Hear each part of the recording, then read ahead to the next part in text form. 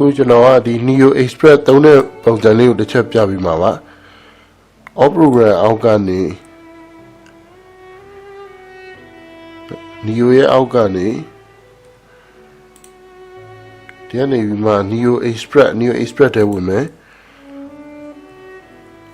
အဲဆိုရင်ဒီမှာ Nero Express ထဲရောက်ပြီဆိုရင်ကျွန်တော်တို့ဒီခွေကူးမှလားဒါမှမဟုတ်ရင်ခွေကို copy လုပ်ချင်လဲရတယ်ဒါမှမဟုတ် set ထဲကနေခွေထဲကိုထည့်ချင်လဲဒီကနေပဲလုပ်မယ်ပေါ့နော် set ထဲကနေခွေထဲကိုထည့်မယ်ဆိုရင် data cd နဲ့လုပ်မယ် data dvd နဲ့လုပ်မယ်တကယ်လို့ခွေကိုထပ်ပြီးမှနောက်ထပ် copy ထပ်ပွားရင်ကျတော့ဒီအောက်က image project copy ဆိုတဲ့အောက်ကနေဒီမှာ cd ဆိုရင် cd ခွေ dvd ဆိုရင် dvd ခွေရွေးပြီးမှကူးလို့ရမှာပေါ့နော်အခု copy ကူးကြည့်မယ်ဆိုရင် copy entire dvd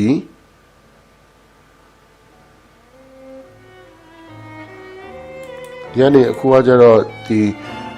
dvd writer ကတော့ dvd ကတစ်ခုတည်းရှိတော့ကျတော့နှစ်ခုလုံးဒါ G ပဲပေါ့နော်ဒီအောက်ကကျတော့ပြီးမှထွက်လာဖတ်ပြီးမှထွက်လာမှခွေအလုပ်ကိုပြန်ထည့်ရမှာ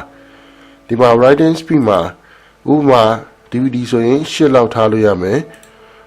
ဒါကကျတော့အောက်က copy မှာဘယ်နှစုံ copy ကူးမလဲပေါ့2စုံလား3စုံလားဒီမှာရွေးလို့ရမယ်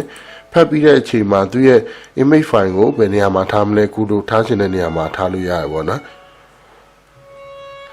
ဒါပြီးမှ copy လုပ်လိုက်တယ်ဆိုရင်သူကကျွန်တော်ထည့်ထားတဲ့ original ခွေကိုဖတ်မယ်ပြီးကြမှပြီးသွားတဲ့အချိန်ကျမှခွေကပြန်ထွက်လာပြီးမှ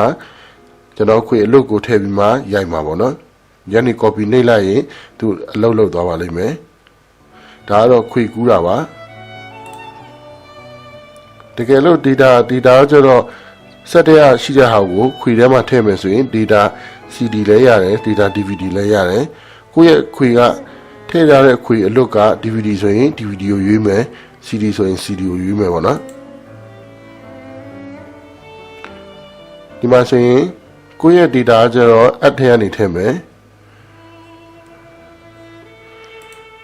ဒီ add ကနေပြီးမှကိုယ့်ရဲ့ file ကဘယ်နားမှာရှိလဲပေါ့ဥပမာ D ရဲ့အောက်မှာရှိတယ် E ရဲ့အောက်မှာရှိတယ်ဆိုရင်ကိုယ့်ရဲ့ဥစားကို file ကိုလိုက်ရှာပြီးမှထည့်လို့ရတယ်ဒါဆက်လက်မှတ်ပြီးမှယူပြီးမှ add နဲ့ထည့်ရင်ကျွန်တော်ဒီထဲကိုရောက်တယ်ပေါ့နော်ဒါတော့မရိုက်သေးဘူးဒီတိုင်းထည့်ထားရုံပဲရှိသေးတယ်တကယ်လို့ထည့်ချင်တယ်ဆိုလဲ add ထဲကနေကိုလိုချင်တဲ့ဒါ file တွေကိုယူပြီးမှ add နဲ့ထည့်လို့ရတယ်ဒါဆိုရင်ဒီထဲမှာဝင်လာပြီပေါ့နော်တကယ်လို့ကူးတော့မယ်ဆိုရင် next ကိုနေပြီးမှခုနကတော့နေရာမှာဒါ DVD ကတော့အခု G ထဲမှာပဲပြန်ထည့်မှာပေါ့နော်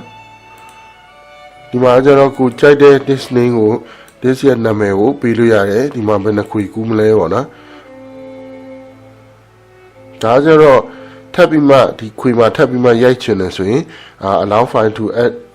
edit later ပေါ့နော်ဒီဟာကို multi session နဲ့ရိုက်မယ်ဆိုပြီးမှပြောတာတကယ်လို့အဲ့လိုရိုက်เสียမလို့ဆိုရင်တော့ဖြုတ်ထားလို့ရတယ်ပြီးကြမှဘန်းလုပ်လိုက်ရင်သူကူးသွားပါလိမ့်မယ်